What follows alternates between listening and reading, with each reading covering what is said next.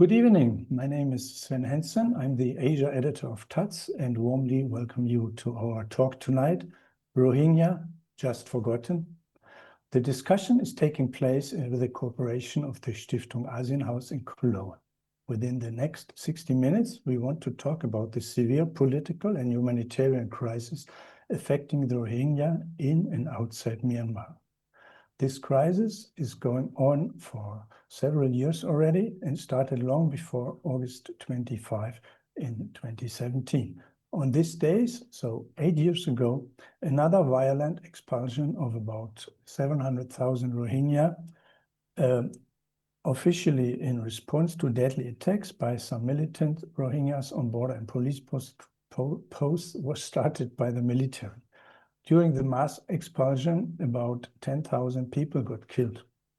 The United Nations speak of a genocide, and since then, August 25 is being called Genocide Remembrance Day by the Rohingya community.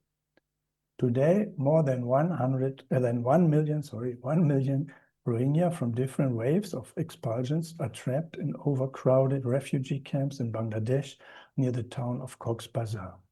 There are now more Rohingya living outside Myanmar than inside, where most of them have been made stateless already in 1982.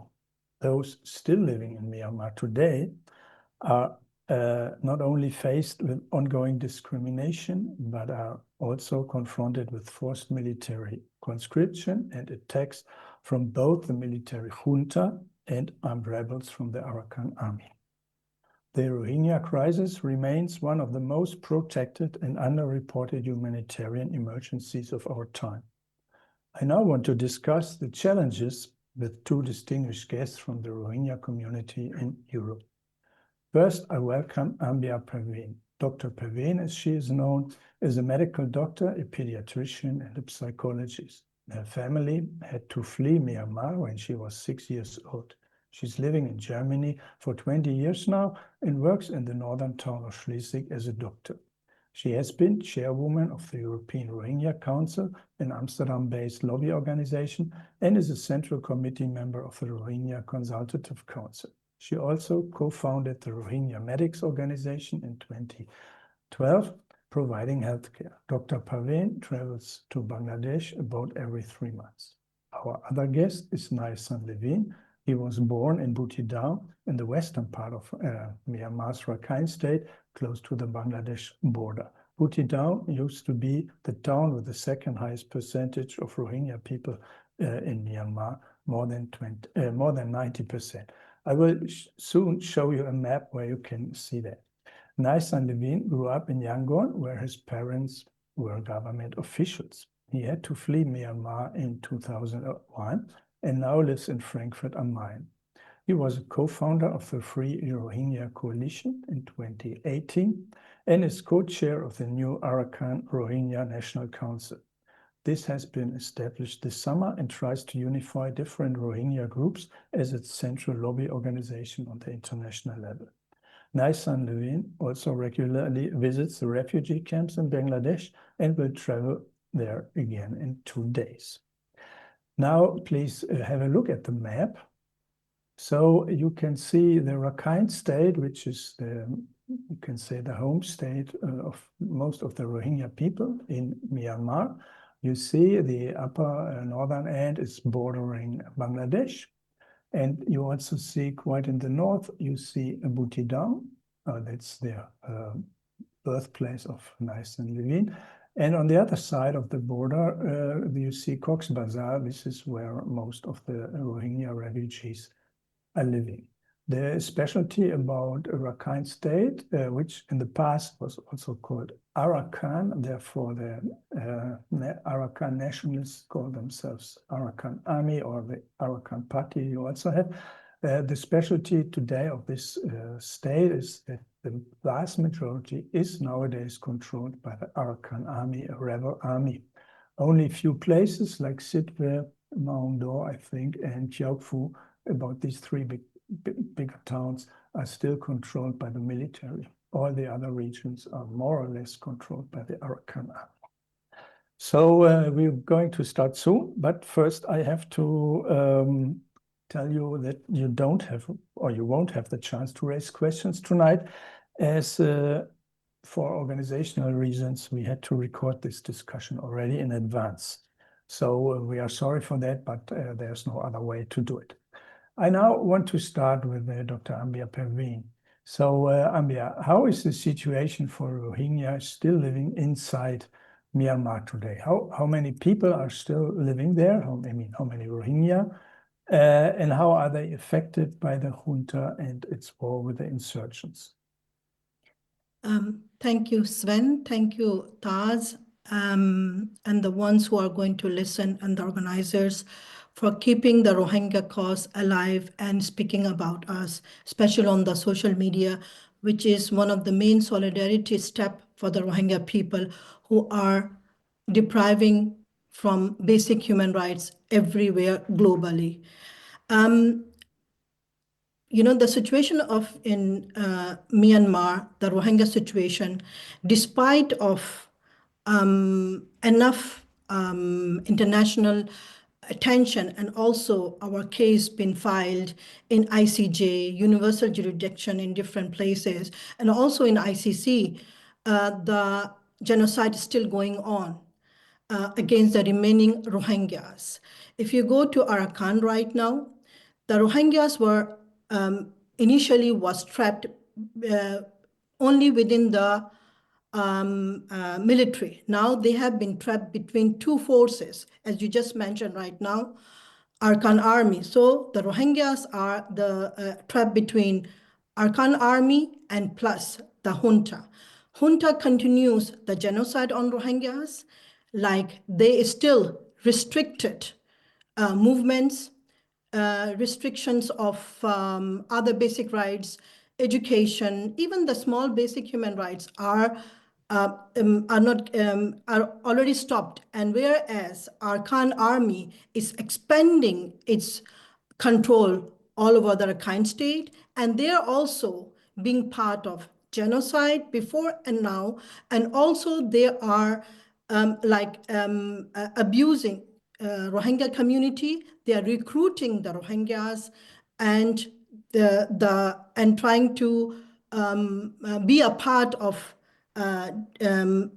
deportation plus the fleeing of the rest of the Rohingyas. For example, they are burning the houses, they are recruiting, as I've said, and from the last year till this year, there have been 180,000 Rohingyas have been fled because of the further persecution and the genocide in the Arakan state.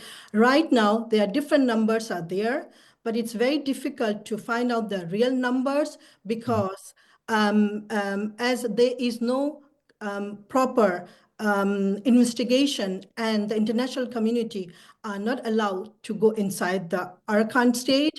So approximately there are supposed to be 500 to 600,000 remaining Rohingyas. As I've said, my brother Lwin might correct the number, which was estimated in 2017. But after that, there have been already people fleeing to different places of the world.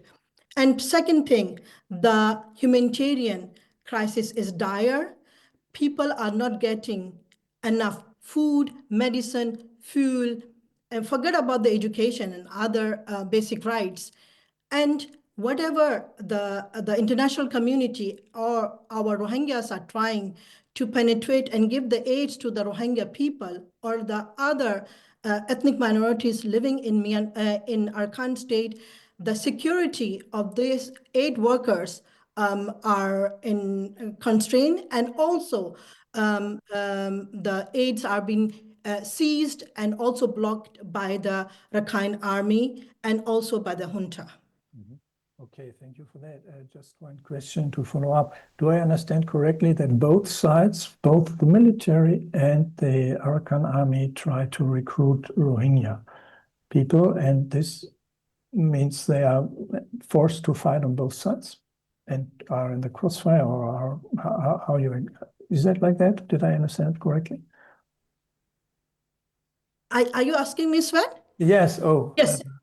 Yes, sorry. Yeah, that was a question too. I mean, also, and I, Lwin can add, but you said they are recruited, and I was not fully sure whether you meant by whom they are recruited. Therefore, is it correctly that that both sides, I mean, both sides of the military conflict, try to recruit Rohingya for their troops?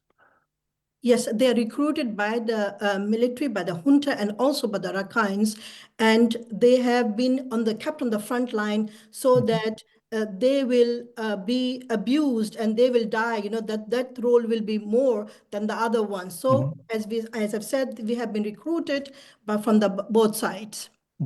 And another question, because you didn't mention it, how are the Rohingya people be able to live in Rakhine? Can they just live as ordinary people, or are they forced in camps? Can they move around, or are they just cannot go to school? How is the situation really on the ground? As I've said, on the ground, it's worse than the previous years. It's getting worse and worse.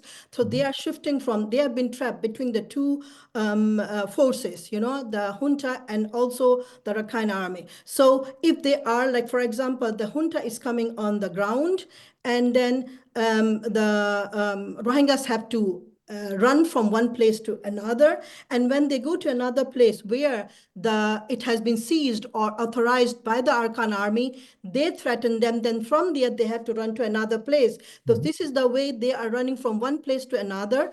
And then once they have been seized that place, then Arakan army is also penetrating in our houses, in our villages, and also occupying and seizing all our houses and other things of that, and also our land.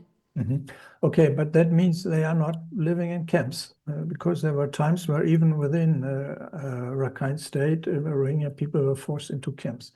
That's not the case? No, there are certain camps where they have been kept in the same camps, and the ones who are not able to run to the camps, then they are okay. These people are not what do you say, voluntary going to the camps. They have been seized by the Arakan army. They are forcefully kept in the camps, and then the ones who are not going, then they are fleeing to Bangladesh with somehow. Okay, nice, Lwin. Maybe you can add, and also then, as Ambia already mentioned, fleeing to Bangladesh. So how is the situation in Bangladesh? Or maybe you can already elaborate a bit, how is the situation in the camps in Myanmar, and then shift to how is the situation in the camps in Bangladesh? Well, thank you so much for this organizing this talk show. I really appreciate you and Taz. So let me begin with the situation in Myanmar. I would like to add a few things. So the territory you just mentioned about the Budidong, Mondo, the northern Rakhine state, these are the Rohingya area that we say. So this area are completely controlled by the Arakan army since last year. So before they control the territory, they have burned down the Rohingya villages and also the Budidong, the entire town. They have burned down on May 17. And then the people were forced to concentrate in the designated area. Since then, the people are locked up there. This is exactly like the open air prison. There is no livelihood, nothing, no humanitarian agency is distributing anything. So they are just trying to survive. Some of them, they have the one meal daily. Some of them who can afford the money, they are fleeing to Bangladesh. The people who fled to Bangladesh, they can afford the money, because even if they want to flee to Bangladesh, they need to give the huge money to the Arakan army, then they can flee. Yeah. So, and you can name a figure. You have a figure for that? How much? Yeah. Just now, my sister, Dr. Ambia, said the 180,000. This is the exact, and the government is saying 150, but the actual figure is much higher. She has been visiting the camp. I have been visiting the camp. Last 1 hour. Slowly, the currency. You mentioned a figure, but not the currency. So? You mentioned a figure, but not the currency. You said 150,000, but... Oh, no, sorry. I thought about this fleeing figure. So the money you are talking about. Yes. Some of them need to give the 1 million check, some of them 1.5, some of them 3 million. Is that? How much is that? This is like, let's say 1 million jet is equivalent to the 200 euro. Okay. Some of them up to 4 million, 5 million, depend on their wealth. They know who has the money. So this is one thing. So these are the Rohingya in Maundo and the Budilong.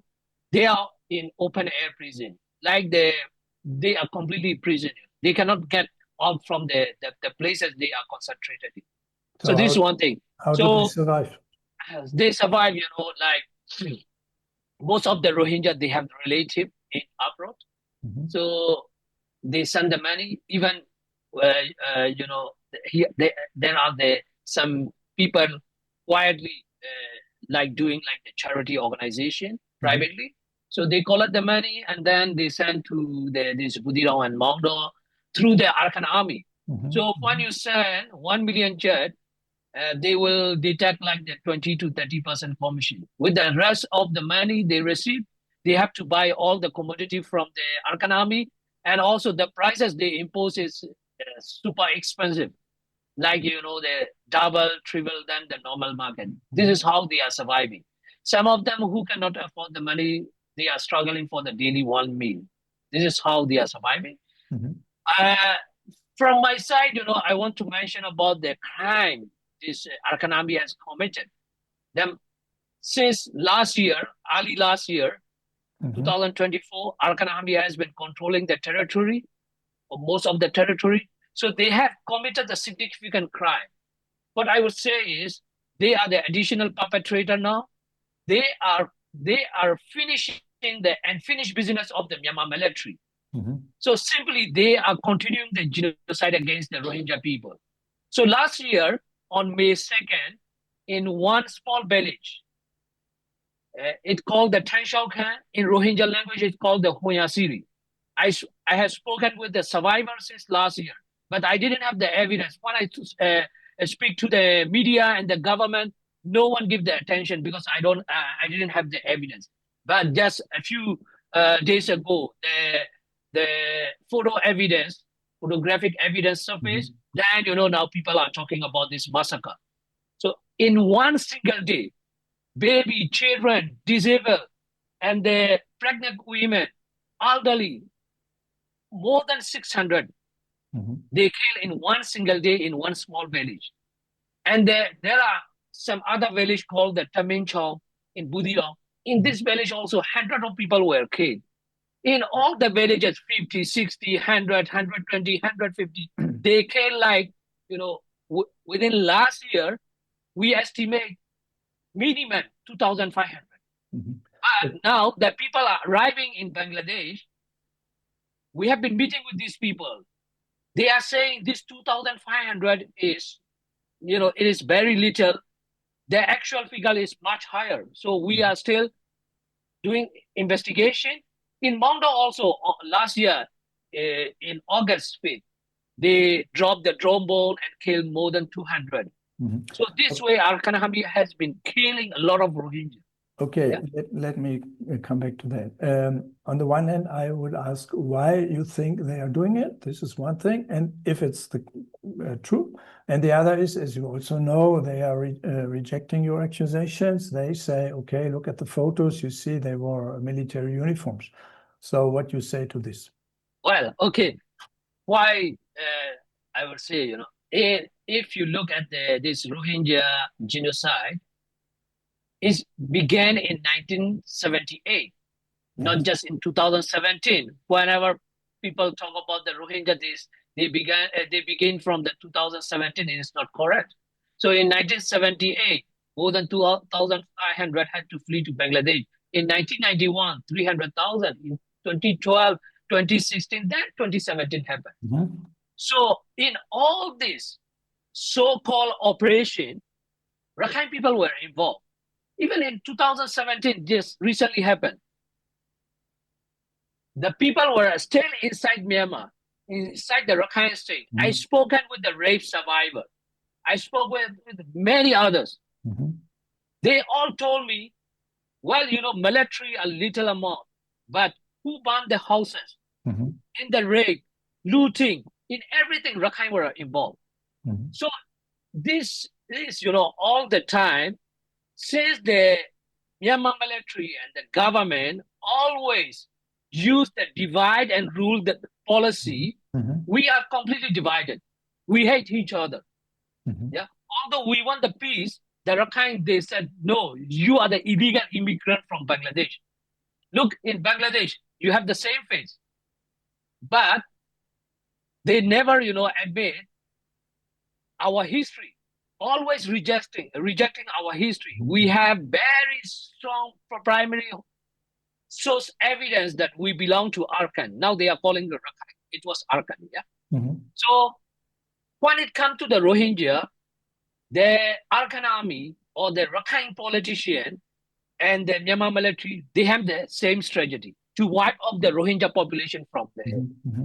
So what they did in 2017, in last year, just now my sister also mentioned, our property were looted, they seized our property, this was they want. In 2018, the elder brother of Arakan army chief, he delivered a speech how to cleanse this Rohingya from Budinau and Mondo.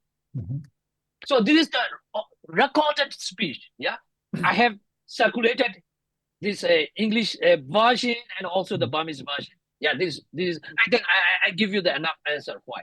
Yeah, I can hear you. Sorry,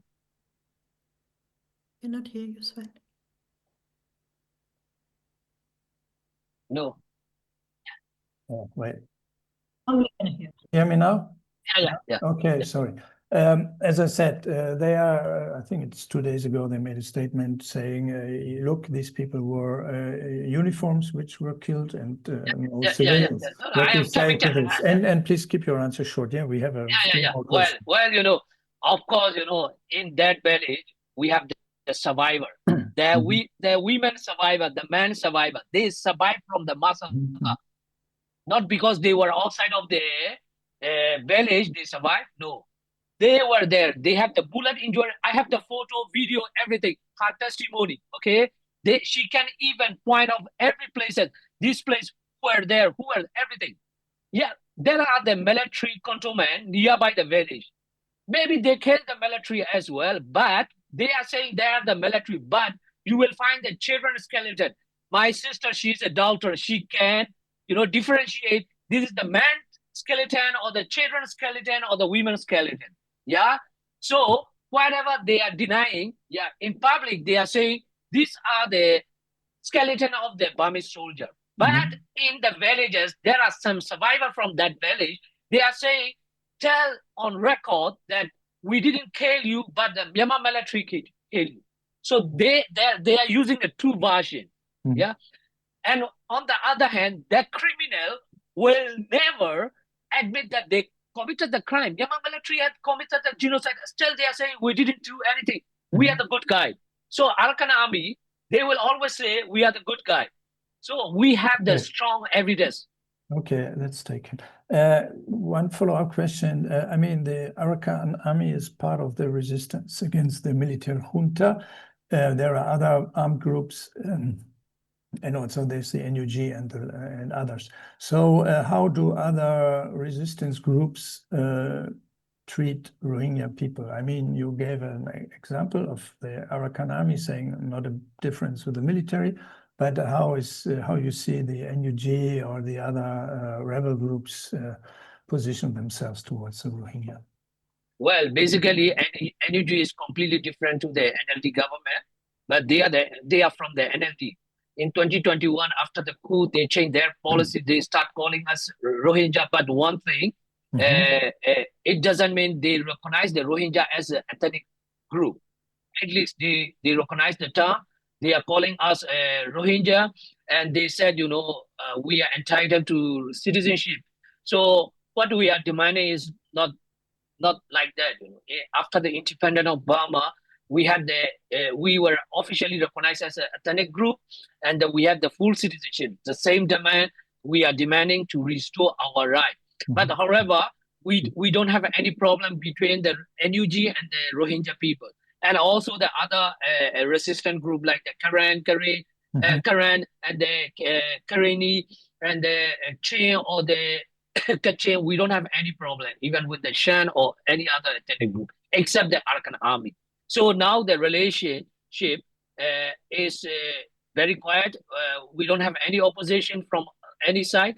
But since this Arakan army also part of the resistance, they have the moral obligation to speak out about against this injustice, but they are not ready. No one is going to talk anything against the Arakan army. That is the real situation. Yeah.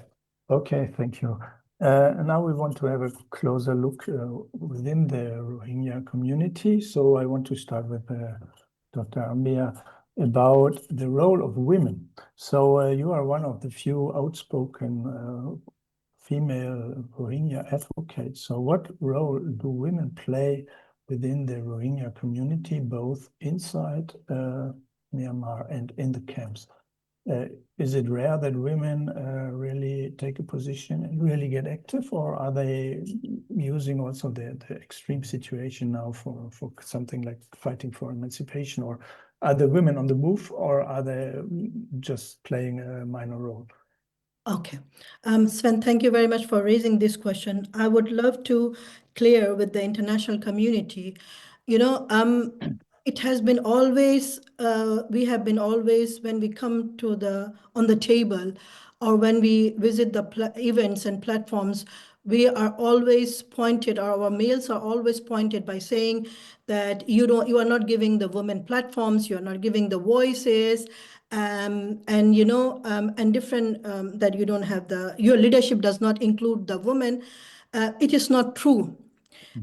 If you just see the history of the globally from every country, even in Germany, you go to America, you go to Switzerland, if you see the history, none of the women were given a proper, or enough women were given a proper rights or the basic rights. It just with the education, with the timing, with the policies, with the democracy, people started to give the rights to the women. Still in many civilized countries, they are not, all the women are not getting the rights the way they should be given. Same thing with the Rohingyas, how can you expect from a community which has been oppressed, suppressed, went through the multiple times of massacres and also genocide? You cannot expect from them in one click to have a a democratic mind and then give the rights. And also on the other side, if you just see the sensitive issues of our Rohingya community, we are a community where we women chose to take care of our men, and then and we want to take care of our families, we want to educate, we want to be the part, being at home, then on the front line. Of course, now like me, like there are many others who take care of their families, and plus taking care of our causes, or being on the front line. So with the time will come where we will be also like others. But at this time, where the crisis is there, chaos everywhere, it is very hard to be functioning like, or how the international community wants to see. Why I chose, to be on the front line, because it is out of need. Actually, I was supposed to be in the hospital in Myanmar, in Bangladesh, taking care of the children, with my stethoscope, hearing the heartbeats, diagnosing the children disorders and the other issues. But I have to be parallelly work and also on to be to the front line, because out of need, we don't have enough women. And then because of some very traditional sensitivity, and as I've said, a community which has been suppressed and oppressed, they cannot be so liberally thinking that we need rights. But with the time, we are moving. Before, in 2012, when I started, we were only 1 or 2 people, girls. Now we are more than 100. There will be thousands and thousands coming. And nevertheless, one thing I also want to show, like our brother Lwin and our other males who are on the front line, who's taking care of these males are our women, you know. They are the one who are cooking for them, make sure that they dress well, make sure that they sleep well, so that they can speak properly. For example, I'm right now, my father is making the coffee for me, so that this is the way we all are working. But unfortunately, our things are not seen. Instead of appreciating us, instead of seeing our good things, we are again deprived, we are again given the wrong words and suppressed somehow. Okay, many thanks. Another issue also regarding the complexity of your community. Rohingya are known everywhere as being Muslim. The very vast majority is Sunni Muslim, but also you have, I think, a tiny minority of Hindus and a tiny minority of Christians also living in the camps, and they feel under strong pressure by radical Islamists. How you see that? Okay. You know, I left my country at a very early age. Those days I have seen Buddhist, not in my community, but in other communities. I have hardly met Christians in our community. And there are one or two people who, Rohingyas, who were our neighbors. They call themselves Rohingyas, but also on the Hindus. But I cannot tell you exactly the number. But I did meet some Christians who converted from a Muslim to the Christianity. Of course, this is it's a what do you say? It's a liberal world. People can change, and we are trying our utmost best. I mean, like Nesan Vinbhai and we are on the front lines. We have always accepted the religions and the other ethnic minorities. We have really no problem. Yeah. And of course, people will try to fuel the causes by saying the wrong things, but they're allowed to say. But as long as I know that, there might be a number that it is everywhere. It is everywhere in every country, that there are some people, they don't like the other religion. That is also in Rohingya community existing maybe. But so far on the front line who are working and fighting for the rights of Rohingyas and Myanmar, we are very liberal that our people are able to decide whatever they chose to be or to believe. Okay, nice one. There are also radical groups, armed radical groups. I mean, like the ARSA, the Arakan Rohingya Salvation Army, or the Rohingya Solidarity Organizations, and some, or the military at least, say they provoked all this expulsion. What role do these armed groups play today? These radical Islamist armed groups. Well, I will not agree with you calling the radical Islamic group or whatever. They are saying that, if you call the radical Islamic group, then you should call the Arakan army radical Buddhist group. Yeah, because they are targeting the Rohingya, because Rohingya are Muslim, different religion group. If we were the Buddhists, they would not target at all. For example, Marmaji and the Dinet, these two ethnic groups, they are similar to us. They speak the same language like us. They are not persecuted because they are the Buddhists. So we are the Muslim. They are both military, and the Arakan army is targeting us because we are the Muslim. Then we should call them the radical Buddhist group. We never call them because this is, their belief and that nothing to do with their religion. But when the Muslim hold their arm, immediately labeling them the Islamic radical, I think this is unfair. But this I would say. So ARSA or the RSO, Rohingya Solidarity Organization, or the Arakan Rohingya Salvation Army, whether we agree or not, I never supported them, always, I have been very critical against them. But for the term, I would always argue for the right, terming. So they were in the camp, in the past years, until last year. So there were the forced ban or whatever violence happening. And, international media, the local media, human rights organization, they reported. So, but now the situation is, in the last question you asked me about the camp situation, I should answer. But when we were focusing the inside the country we lost. So Okay, in the go camp, ahead. a situation were very worse in terms of this the group were engaging. But this year we could see peace in the camp. The camp is a situation really improved in terms of peace. So this armed group, they are not in the camp anymore. I mean, So ARSA, the ARSA leader had been arrested by Bangladesh. yeah, Bangladesh, president. yes. Yeah. After his arrest, obviously, the camp completely clean. Maybe because of this arrest, they fled to inside Rakhine. Now they are engaging there.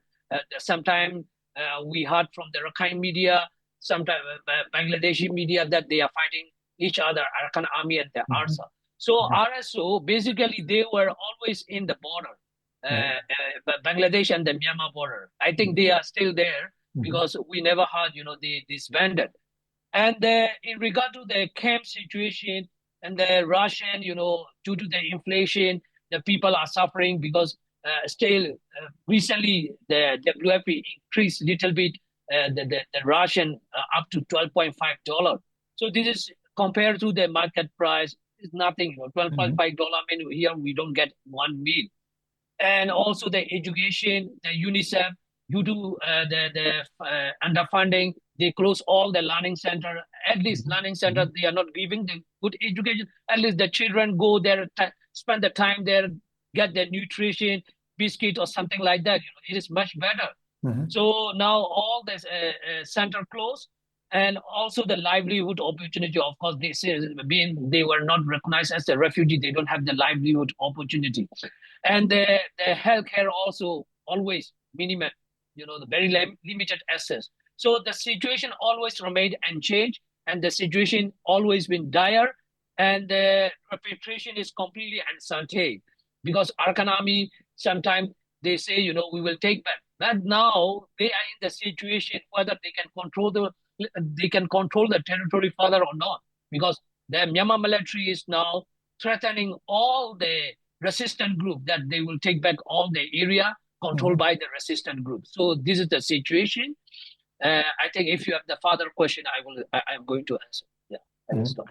No, I want to proceed now more on the international level. I want to ask Ambia about the Gambia case against Myanmar. So the case at the International Court of Justice, where, as we might remember, some might remember, Aung San Suu Kyi even went to La Hague to defend the Myanmar military.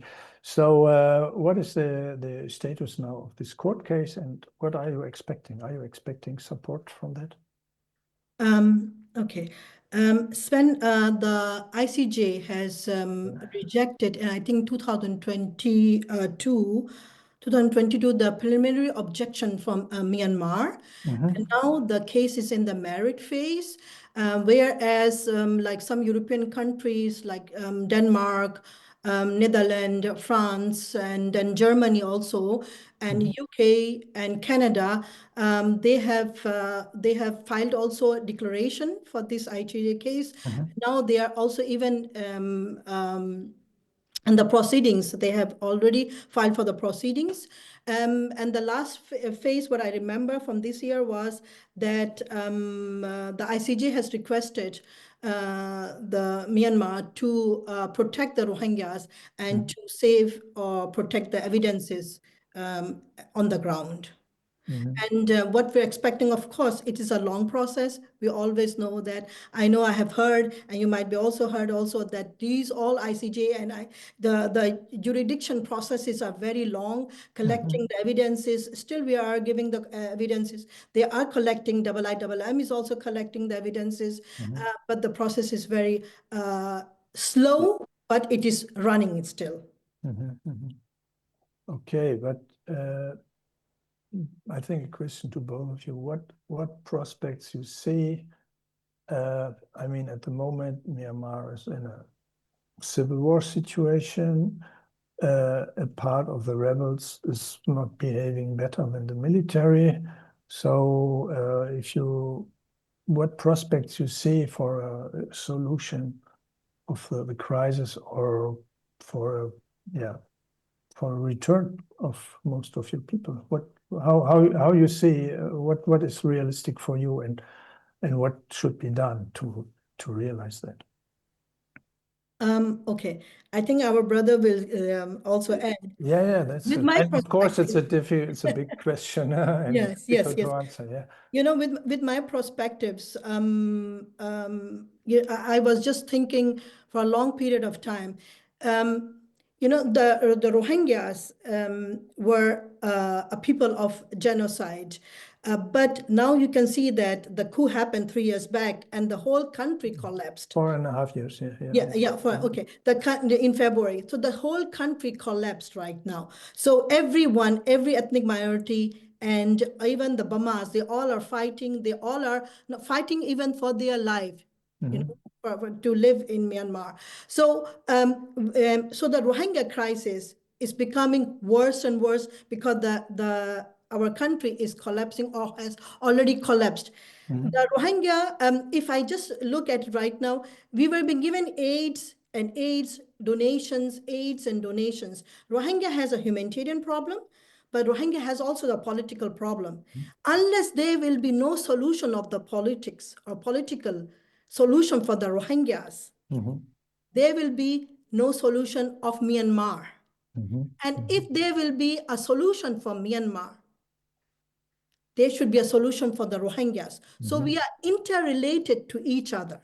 It is very much important. Secondly, the political stance of the international community should be stronger, higher than the humanitarian aid. Because, for example, the humanitarian aid, there are like, for example, this year they have charted around $950 million for the humanitarian aid. And before it was even more. But what we did, instead of putting or investing this money on the solution, political solutions, we have invested in the humanitarian solution or the humanitarian crisis. Of course, this is very much needed, no doubt, to save the lives, to save the crisis. But whereas people are forgetting that the Rohingyas are becoming dependent on these aids, developing our, development opportunities are also very much important for the long-term dependency. If these people are 8 years been kept over there, they're just kept and they're fed, and none of them are happy. You can see the people are still fleeing or running away, taking the journey boats towards Malaysia, towards Indonesia. We have been trafficked. Our girls have been married. You know, we have been involved in human trafficking, drug trafficking. Why all these are happening? Because people needs are not enough. And at the same time, we are being fed. Our brain are not being used. Our organs are not being used. Even in one day, we will be able to go back to our country, or a small number of will be resettled, or a number will be integrated in Bangladesh. They will not be able to function the way they should be functioning because we have been made dependent. Okay, So yeah. I will advise that, as I've said, humanitarian aid is important, but at the same time, development and opportunities should be also given for the long-term dependency. Okay, but nice on Lwin, how could a political solution look like? Well, the problem with the international community, I will always blame the international community because they didn't take enough action against the Myanmar military. Myanmar military is the common enemy in the country. And also they are the main problem of all the crises we have been facing, either Rohingya or any other ethnic group, because civil war is the longest civil war in the world is ongoing in Myanmar since after the independence of Burma. You know, this Karen or the Shan or any other ethnic group, they have been resisting for all the human rights violation and the stealing the natural resources from their land. Okay, so the military has been ruling the country since 1962. Only the 5 year from 2015 to 2020, this Aung San Suu Kyi-led government ruled the country. So now the military coup US imposed the sanction, European Union, but the military is really not carrying all this sanction. And here we look at the Ukraine. We sympathize, the whole world sympathized the Ukrainian people. And the whole world supported the Ukrainian revolution against the Russian invasion. Yeah. So, but in Myanmar also, the revolution are ongoing. You just call them resistant, the organization. All the resistant group, they are not supported by any country. Mm-hmm. Yeah. So that is why they don't have enough material to fight back against the military. Now the military is largely supported by the Russia and also the China. Now they are every day, they are controlling back the territory.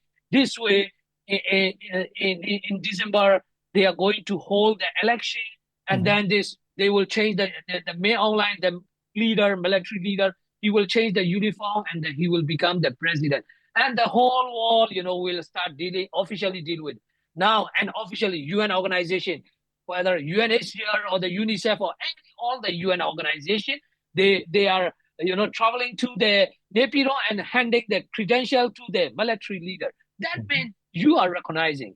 So all the country, international community boycott this military and sanction diplomatically whatever option available, then military give up the power. But now one thing is the international community always saying we reject the coup, we don't accept the military. But from behind the scene, they are dealing with the military. Recently, President Trump addressed the letter directly to the military. That means a kind of recognition, and also recently lifted the sanction, the military crony. So these things are changing. So I think the international community, like if they had like the Ukraine, I mean, we are not saying $100 billion. Just one person is enough for the Myanmar people. I'm not saying for only the Rohingya, because the Myanmar people, whether they accept the Rohingya or not, we are the human. We sympathize the human suffering. We share their pain, whether they share or not. So after the coup, we saw how the people were killed. We offer our solidarity. Then they understood these people are not the they thought we are like a subhuman. Then they understood. So they start calling us Rohingya, and they start apologizing us. We did great mistake. We by rejecting you. So anyway, I think this all depend on the international community. Either support all the material to the resistant group, or they put the strong pressure that military will give up the power forever. Okay, you mentioned already other international crises, I mean, which are now on everybody's mind, like Ukraine. Another one would be Gaza, and there's a lot of, at least rhetoric, sympathy with Gaza by Muslim countries, but Muslim governments don't speak about Rohingya. How you explain that? Well, that is, one thing. Yes, we always appreciate all the government here, European Union, UK, Canada, and the US. US has been the biggest donor for the Rohingya since the 2017. They have been supporting a lot, and the European Union, UK, Canada as well. We always appreciate. But this all the OIC country, when we go and see the list, very little. Yes, I don't really. Why? How you explain that? Maybe this is also from our side. We always advocate for our cause, because since that this US is the superpower country, and the UK, France, they are the UN, among the UNP5. So we always focus all the Western country, because for the resolution they can do more. This is what we believe. So I think from our side, we need more advocacy in the Middle Eastern country, because they are very rich to get all this humanitarian assistance and the other assistance. And another one thing, in 2012, when state-sponsored violence erupted in Rakhine State, in Sittwe. Now, still, those people, 130,000 are confined into the camps there. So OIC country, like headed by the Turkey, they supported us. But in the country, like, the OIC is Islam Organization for Islamic Cooperation, is supporting us, is funding us. That is the one reason we avoid all those Muslim countries and advocate a lot in the Western country due to this propaganda in Myanmar. But still, we need to advocate all this country to support us. Yeah, go ahead. Sven, I Yes. want to correct you. If you see it, majority of the Rohingyas are living in the Muslim countries. We have in Pakistan, we have in Saudi Arabia, we have in Dubai, and in Bangladesh also, in Malaysia, Indonesia. One must not forget also that these, the Western countries, they are the party to the Refugee Convention, whereas, for example, Malaysia and Indonesia, they are not. They are not, yes. And the Middle East, they are not. So people have to go there that before they become the member of the party for the Refugee Convention, they cannot take part. And then one must also not forget that the Gambia case, the ICJ, it has been backed up by the OIC, so which is also a Muslim country, Yes, yes. So they are doing whatever they can. And all is that they are not part of certain organizations or the human rights party or the member. So once they become, they are going to do also, for example, they are also taking care of other refugees. Okay, I doubt that they are doing what they can. I think they could do more, and especially those who are quite rich. But anyway, I think you made a point, and there is, of course, some truth in it. If we put it in a nutshell, I think there probably will be only three options. Yeah, either Rohingya are somehow able to return to Myanmar, Rohingya are somehow able to integrate into Bangladesh, or Rohingya are settled to third countries. So how you see these three options? I mean, if you look 10 years ahead or 20 years ahead, what you think is quite the most probable of these three scenarios? Okay, according to my opinion, I don't know why people think that, or the Rakhines or Bamas or the international community, that repatriation is like for us a gift that they are giving to us. It is not an option. It is our right. We were deported, and we have the right to go back to our land. And it is not a luxury, or it is not that they are giving us a favor. It is our right, and it is not our option. Second thing, repatriation, as I've said earlier also, it should occur. The Rohingyas will be completely wiped out of Myanmar if we will not be able to go back to our country. That is the interest of the Rakhines.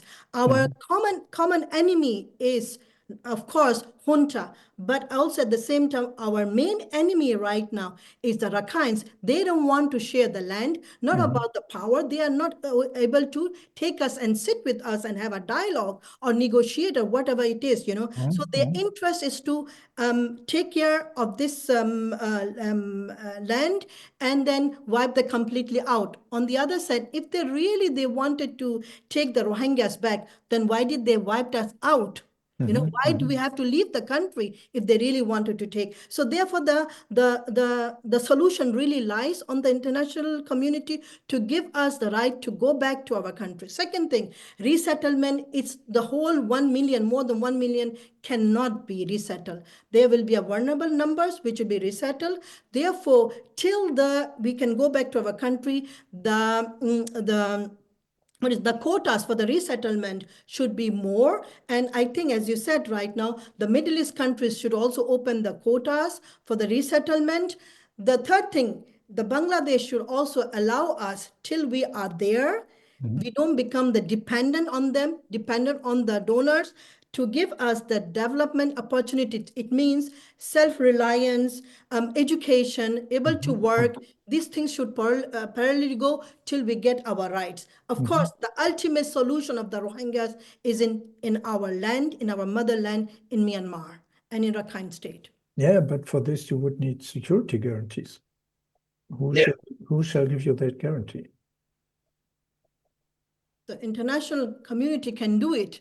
Mm-hmm. But they just have to, as our brother said just right now, my brother said that, there is a lack of diplomatic pressure on Myanmar, especially on the junta. They are saying that, yes, they all know that the genocide or the human conflicts have, abuses have happened, genocide or ethnic cleansing, whatever you name it, but people are still shaking hands with them for their interest. Okay. We come to an end soon. Then let's be more specific what you expect from Europe. I mean, Europe is now extremely busy with Ukraine and even doesn't know whether it can handle this conflict. And so what you expect from Europe in regard to support for the Rohingya or for support for repatriation? And I think this will then also be the final statement. Yeah. You maybe both of you short and specific. For me, yes, for me, first important is the European government. They should talk to the Bangladesh government, especially this interim government is really, really very helpful. They have been trying a lot to improve the situation. So this is a good opportunity to ask the Bangladesh government to recognize the Rohingya as refugee. Once recognized as a refugee, they will have the refugee right for the livelihood opportunity. So the European government, they can invest some sector and give the job to the host community and also the refugee community. This way, we can, at least the living condition will be improved until we can go back. And another thing is to take the action against the perpetrator. Only, when they take the action against Myanmar military, the Arakan army, when we talk about the Arakan army, this is the resistant. Resistant means, you cannot say all the resistant group are angel. They are good for the Rakhine people, but they are targeting the Rohingya. So for the Rohingya, they know that they have committed a lot of crime. So they have to take the action against the Arakan army as well. So these two things, then if they take the action, then there will be the way to talk about the repatriation. And all the government, whether they are busy or not, but they still have a specific department for Myanmar. Yeah. This Myanmar department is not busy for the Ukraine or any other conflict, So they are small and don't have much money. Yeah. But still they can allocate, we are not saying use as for us, the 50 billion. We are not asking that. So 1 billion, for example, is more than enough for the Rohingya. Yeah. So they can do a lot of things. So instead of giving us little thing and depending on this aid, find a permanent solution. So we also want to live with the dignity like the European people. We don't want to be the refugee. We don't want to, come here and settle. No, we just want to go back to our homeland and build our land, We just want peace in our land. This is only the message I want to give to the European government. Okay, Ambia, your short yes, final statement. I just would like to add that there should be targeted sanctions and accountability from the European to the junta. And then, of course, though I'm not a big fan of it, but as I've said, it is very much needed at the time to sustain and increase the funding. We have to sustain it, and we have to also funding should be sustained despite of all the other conflicts going around in the world, in Darfur, in Sudan, in Ukraine, in Russia, and all those stuff. Then there should be also a protection of the pathways. For example, giving us the scholarships, increasing the labors, or reunification of the Rohingyas living in the camps with their families abroad, and also, the quotas for the resettlement to increase in other countries. Okay, our time is up. We have to finish now. I want to thank both of you, Dr. Ambia Perveen and Nathan Lwin, very much for your interesting contributions. As I think everybody realizes, it's very complex. It's not easy, but it's important to talk about it and also then develop strategies about it. I also want to thank the Stiftung Asienhaus for the cooperation, and I want to thank my colleagues from TOTS for the technical, organizational, and financial support.